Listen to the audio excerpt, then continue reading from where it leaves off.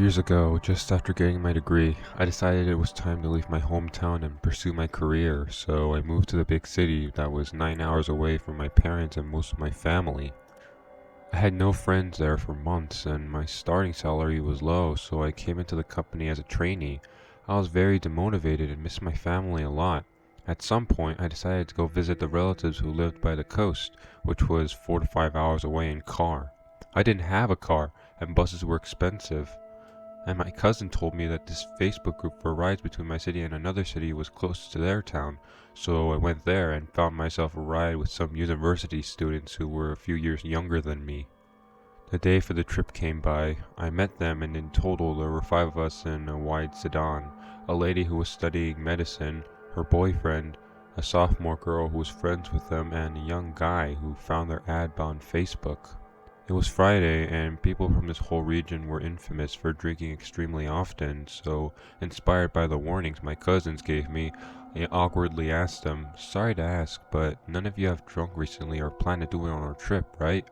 The driver reassured me that he was fully sober and he wouldn't even have any, even if the passengers did. After hearing that, his girlfriend and other girls reassured that they wouldn't drink either because their parents were very strict and wouldn't let them misbehave. Mark giggled when he heard that and whispered to me, "Women in their town are infamous for drinking a lot and denying it." The trip went on and we ran around dozens of mountains. We had a few conversations about university and work, but most of the trip of us listening to a popular singer from the 90s. Around 2 hours and a half, the driver stopped the car at a gas station as he needed the WC. Mark decided to go with him, as he wanted to get something from the store. A few minutes later, I see that Mark and our driver come back to the car, each holding a 6-pack of Cerveza. Well, actually, the driver was carrying 2 of those. I almost freaked out, but kept my composure and asked them if they were going to drink now. The driver said, "I won't until I'm done driving, but let the others and yourself take 1 or 2 if they want." Almost 2 hours later, we left the mountains and arrived at a flat land. The sign said that we were just 1 kilometer away from the city. Suddenly, the car took a right turn, leaving the main road, heading towards the suburbs. The place looked so desolate, and almost most of the houses seemed empty. I thought it was a bit weird, but didn't ask anything because I assumed that maybe we were dropping the other girl off.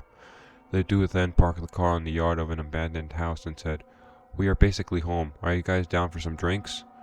Mark was totally down for it, but the girl said stuff like, "I'm not sure, I usually don't drink," or, "Okay, I'll make an exception," only because we had tough midterms. I refused and said, "But how are we going to get to the city? You guys agreed to take me to the bus station." They said it was already very close and in the worst possible case, I could just walk there. I was more worried because I planned to take the local bus at a certain hour, then get to my cousin's town, which was still an hour away from here. They started drinking really fast, and the girls got to the point where they were trying to pee doing a handstand against the wall. I was desperate to leave, but I didn't feel safe walking to the city because it was really dark out there, and this region had a bad reputation for crime. Outsiders were specifically more at risk. There was no phone signal here, so I had to wait for these guys to see what they could offer me. They finally decided it was time to go home. I said it wasn't okay for them to drive anymore because they were all drunk, and I offered to drive. However, the driver said, "It's not up to me, the car belongs to my girlfriend." However, his girlfriend refused, saying that she didn't even know me, and her dad wouldn't be okay with a stranger driving her car. I said I understood that, but we had to sort this out somehow. After a bit, the driver finally got off the driver's seat. I assumed they wouldn't let me drive. I was sitting in the middle of the back seats, so I asked the guy next to me to let me off the car. The sophomore girl did, but before I could stop her, she climbed into the driver's seat. This girl started saying, "Friend, please let me drive. It's close and there's no one outside anymore." The other girl said, "Okay, sure, but go slow, okay?" The previous driver got into the back seat with me and confined me back into the middle seat. Now I was getting upset and wanted to stop her, but I didn't know how to because everyone seemed okay with this idea. My panic got even worse when this sophomore girl started asking him how to turn on the car and how to operate it. "You don't know how to drive a car?" I asked in despair. "No, I don't. It's my first time trying. My parents haven't let me learn," she answered. "Get down then, please. I have a driver's license. I can get you home safely," I said. Then the car owner told me I couldn't decide over her car, and she said it would be okay, that there was almost no one out driving at this hour, that they would help her friend learn how to drive. So I asked them to let me off the car, but they wouldn't let me. They swore it was a very short drive and that we would go slowly and that everything would be okay. The girl really had no idea about how to drive. Unfortunately, this was an automatic transmission car. Had it been a manual one, and she probably wouldn't even know how to move it. And the car moved, but in the way you would expect it to move with a driver who had never stepped on the pedals of an actual car. She would hit the brake and steer the wheel too hard. She drove on the middle of the road and kept freaking out while the others yelled at her what to do. I was begging them to let me off the car, but they wouldn't listen to me. Fortunately, the streets were empty, but I couldn't help to fear that if any car we came, we would for sure crash against it. Eventually, we made it to the street where the bus station was. As soon as they pointed that out, I asked them to just stop the car already and let me walk, but they didn't. They forced me to be dropped off in the front of the station. I don't even know how I could get out of this situation if I were in it again.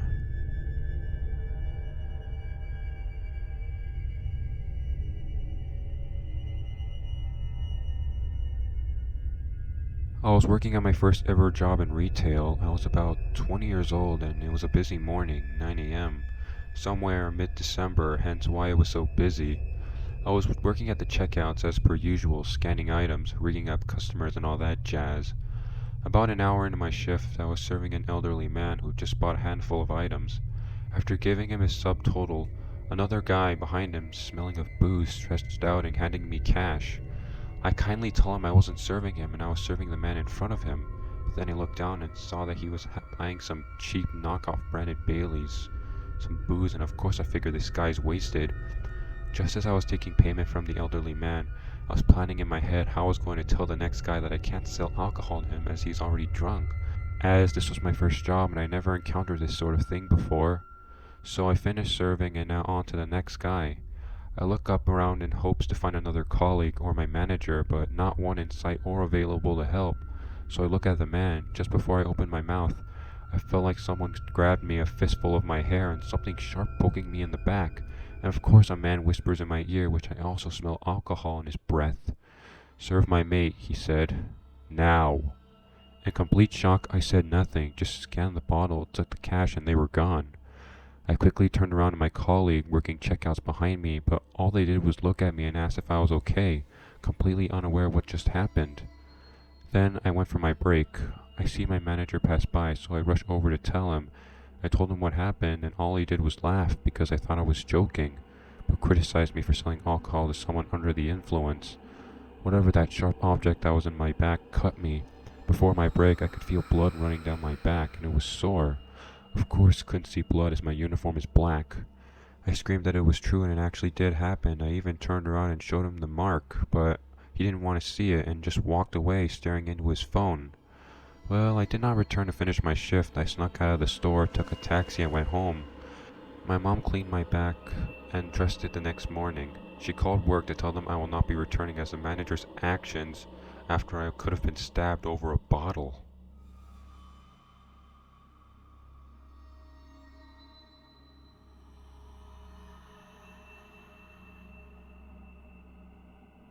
Okay, so this story takes place when I was 14 years old.